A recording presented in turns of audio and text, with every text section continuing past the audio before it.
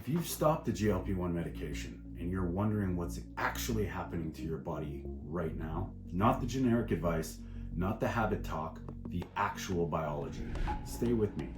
Because once you understand what's going on underneath, everything you've been experiencing is going to make a lot more sense. Let's start with the most common question. Why is the weight coming back even when nothing has changed? Here's what nobody explains. The medication was not fixing your metabolism. It was overriding it, suppressing ghrelin, your hunger hormone, slowing digestion, stabilizing blood sugar, and generating satiety signals your body wasn't producing on its own. All of that created real weight loss. The results were real, but the dysfunction underneath, the reason those signals were broken in the first place, the medication never touched that. It masked it. When the medication stops, the mask comes off. And it comes off into a body that changed during the medication period. Because alongside the fat you lost, you also lost muscle. Every caloric deficit reduces both. And muscle is your metabolic engine. Less muscle means a slower resting metabolism at the exact moment the broken signals return. So the weight comes back. Not because of what you're eating specifically, not because of what you're doing specifically, because of what the drug was doing specifically and stopped doing. The second thing everyone talks about, why does the hunger feel different? Not just stronger, actually different. Here's the biology. Ghrelin doesn't just return to your pre-medication baseline when the drug stops. It rebounds above it, often significantly. And that's a documented hormonal response to the removal of pharmaceutical suppression. And at the same time, the satiety signal, the mechanism that tells you you've eaten enough, the medication was generating that artificially. When it stops, your body has to produce it independently again. And it can't always do that immediately. So you've got ghrelin running higher than it's ever been, and the off switch for hunger that isn't working yet. That's why it feels overwhelming rather than a preference, like your body is demanding something rather than just wanting something.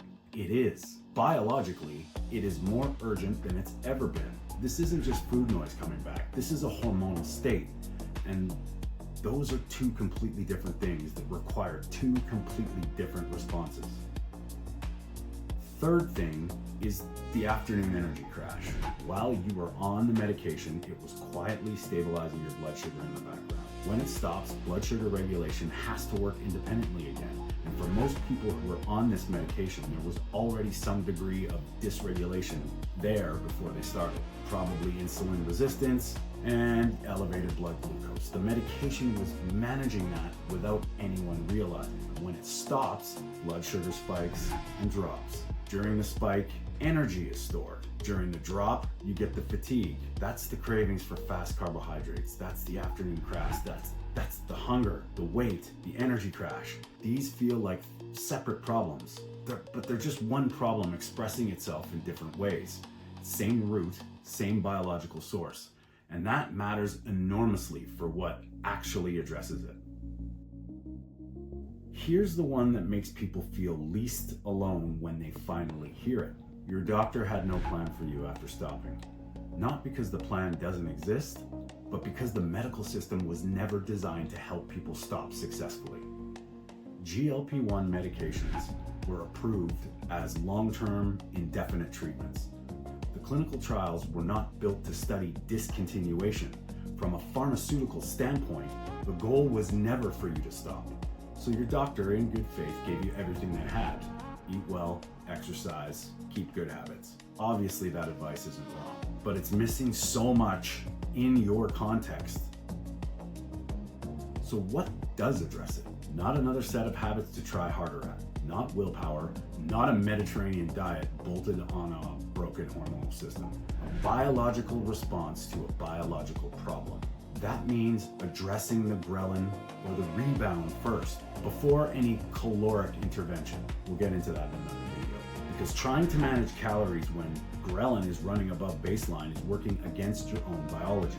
It means addressing the muscle mass separately, not general exercise. It means addressing the blood sugar dysregulation, not necessarily eliminating carbohydrates. but by understanding how your specific system is responding and giving it what it needs to regulate itself again. And it means understanding the nutrient depletion piece is real. When appetite is suppressed for months, most people aren't getting adequate micronutrients, and micronutrient deficiency affects hormonal function directly. That's not telling you to go buy any supplements. It's not a sales pitch either. This is physiology. The body that existed on the medication, more in control, quieter in the mind, metabolically functional, that wasn't the drug. That was you in a state the drug was creating artificially. And those conditions can be recreated through biology, not pharmacology. If you've been doing everything right and the results aren't following, the problem was never your effort. It was always your biology. And your biology is not a life sentence. The version of you that existed on the medication is not gone. It's what a properly functioning metabolic system produces. And that's addressable without the injection.